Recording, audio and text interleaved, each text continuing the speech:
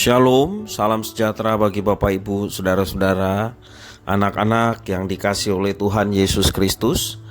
Jumpa kembali bersama saya Pendeta Eka di dalam renungan firman Tuhan pada hari ini, hari Kamis 11 Mei 2023. Sukacita dan damai sejahtera dari Tuhan Yesus kiranya menyertai hidup kita sekalian. Puji nama Tuhan. Sampai pada pembacaan firman Tuhan hari ini, yakni kitab Mika pasal yang ke-6. Kiranya firman Tuhan memberkati kita sekalian. Puji Tuhan. Baik, sebelum kita akan merenungkan bagian firman Tuhan hari ini, kita akan terlebih dahulu berdoa bersama. Tuhan Allah Bapa di surga, di dalam nama Tuhan Yesus, kami datang kepadamu mengucapkan syukur dan terima kasih untuk setiap kebaikan dan kasih setia Tuhan yang sungguh nyata kami alami. Biarlah semua itu menjadikan kami semakin dekat dengan Tuhan, dan pengalaman dengan Tuhan membawa kami untuk hidup dalam ketaatan akan firman-Mu. Karena itu Tuhan, kami mau terus menggali dan belajar firman Tuhan.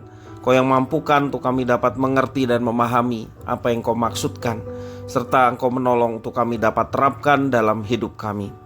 Terima kasih Bapa, terpujilah nama-Mu. Demi nama Tuhan Yesus kami berdoa. Haleluya. Amin. Saya akan membacakan di dalam Mika pasal 6 ayat 1 sampai ayat yang ke-16. Demikianlah firman Tuhan. Baiklah, dengar firman yang diucapkan Tuhan. Bangkitlah, lancarkanlah pandangan ke depan gunung-gunung, dan biarlah bukit-bukit mendengar suaramu. Dengarlah, hai gunung-gunung, pengaduan Tuhan, dan pasanglah telinga, hai dasar-dasar bumi. Sebab Tuhan mempunyai pengaduan terhadap umatnya, dan ia berperkara dengan Israel.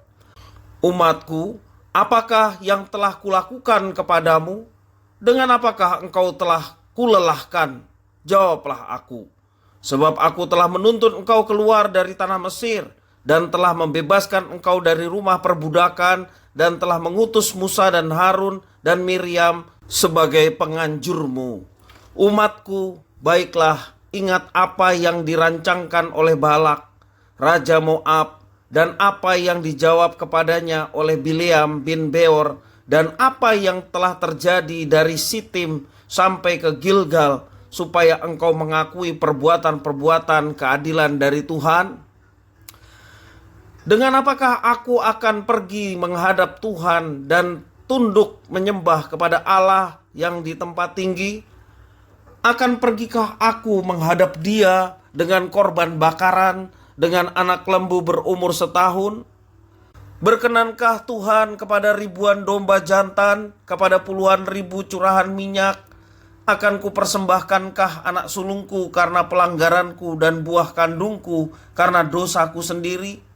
Hai manusia, telah diberitahukan kepadamu apa yang baik.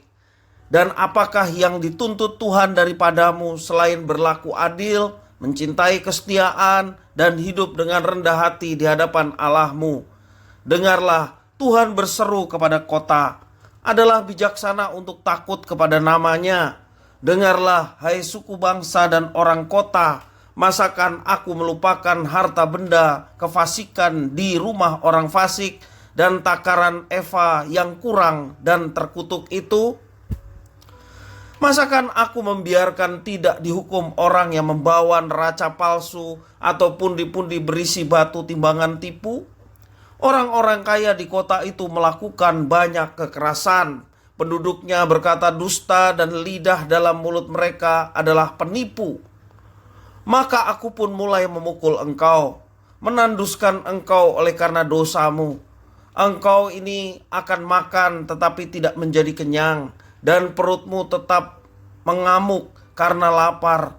Engkau akan menyingkirkan sesuatu tetapi tidak dapat menyelamatkannya, dan apa yang dapat kau selamatkan akan kuserahkan kepada pedang. Engkau ini akan menabur tetapi tidak menuai. Engkau ini akan mengirik buah zaitun tetapi tidak berurap dengan minyaknya, juga mengirik buah anggur tetapi tidak meminum anggurnya. Engkau telah berpaut kepada ketetapan-ketetapan Omri, dan kepada segala perbuatan keluarga Ahab, dan engkau telah bertindak menurut rancangan mereka. sehingga aku membuat engkau menjadi ketandusan dan pendudukmu menjadi sasaran suitan. Demikianlah kamu akan menanggung pencelaan dari pihak bangsa-bangsa. Bapak, Ibu, saudara-saudara yang dikasihi oleh Tuhan Yesus Kristus, Tuhan Allah menuntut umatnya. Ia menuntut bukan dengan kurban bakaran atau persembahan, bukan pula dengan nyanyian atau puji-pujian. Sebab Tuhan Allah tidak menyukai kurban bakaran dan pujian yang dinaikkan dari hati yang jahat.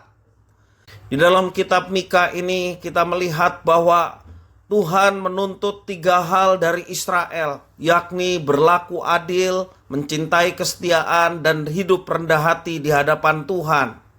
Dan 3 hal itu dituntut Tuhan karena umat pilihannya telah kehilangan keadilan, kehilangan kesetiaan, dan kerendahan hati di dalam diri mereka, dan ini semua tampak dalam setiap perbuatan mereka setiap hari.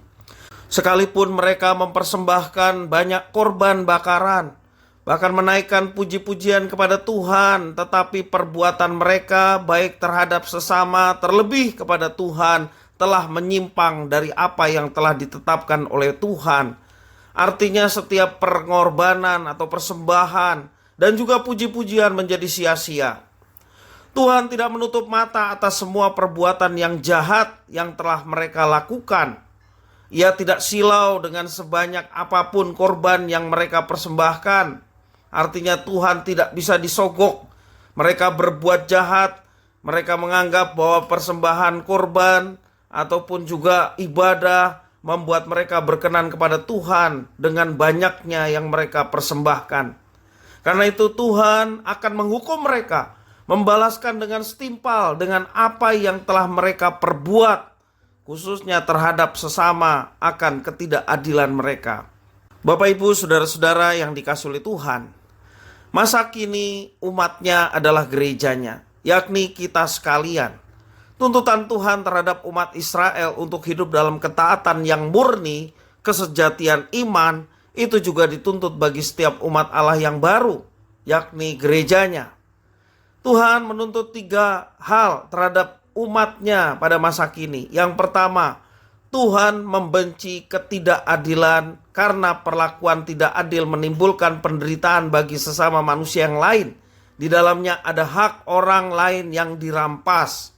Sama, Tuhan membenci ketidakadilan, termasuk juga yang dilakukan oleh umat Tuhan sekarang. Karena itu, mari kita bertindak adil dan jauhkan diri kita dari segala ketidakadilan yang sangat merugikan orang lain. Dan yang kedua, Tuhan menuntut kesetiaan yang didasarkan pada kasih setia Tuhan. Karena Tuhan senantiasa berbelas kasihan kepada manusia.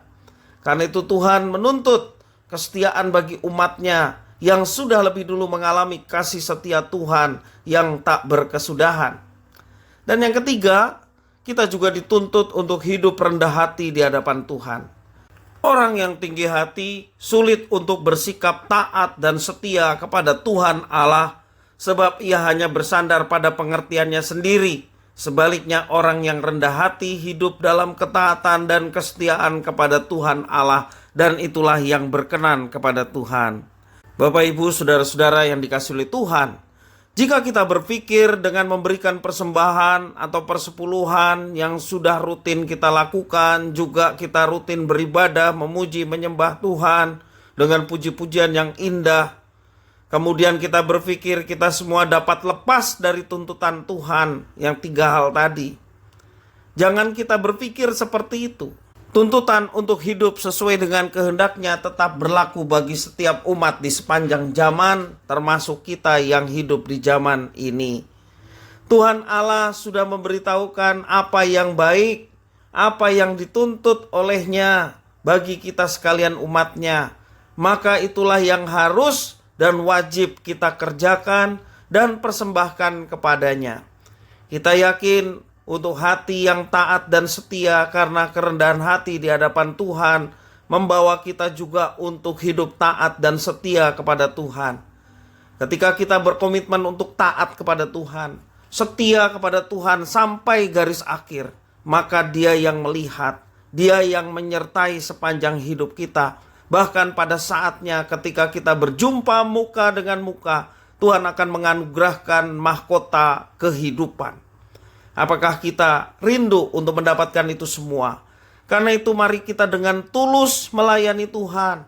Mari kita dengan tulus memuji, menyembah Tuhan, memberikan persembahan, memberikan persepuluhan, oleh karena kita cinta kepada Tuhan, bukan untuk menutupi segala dosa dan kesalahan kita.